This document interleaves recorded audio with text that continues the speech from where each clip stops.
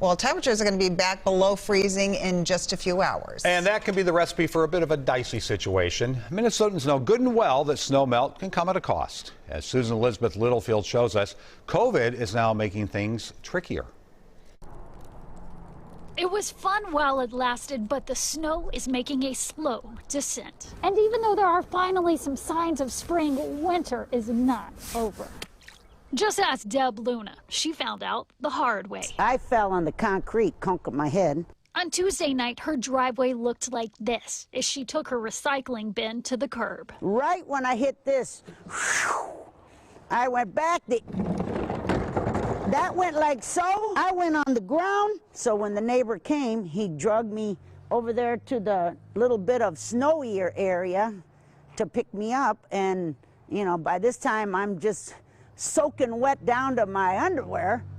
And because you can't get up. You're just kind of like a fish out of water, just flopping around all over. She was okay, and she wasn't the only one to fall victim to the refreeze. I've seen patients, even today, that have come in after injuries from slipping on the ice. And amidst a pandemic, Dr. Laudenbach wants to make sure patients who have head injuries and fractures do come in. I wouldn't let fear of COVID stop you from taking care of something that we actually know is going on. I'm glad I'm here to tell you that everybody needs to be careful. If you're going to protect one thing, protect your head. The ice is so dangerous. Dropping your center of gravity, just bend your knees so you go down. Now you're falling from 2.5 feet instead of 4 feet. Marcel picked me up and held me, and we kind of walked like this. If I take short steps and keep my body leaned forward so all the weight is going directly down this leg. The penguin shuffle? That's exactly it. Walk like a penguin. Deb, who's feeling better, has some advice too.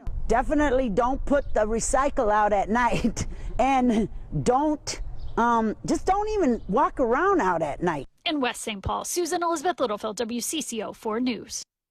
Dr. Laudenbach wants to remind you to walk a little slower this time of year. He says it may take longer to get where you're going, but it's certainly less time than waiting in an ER.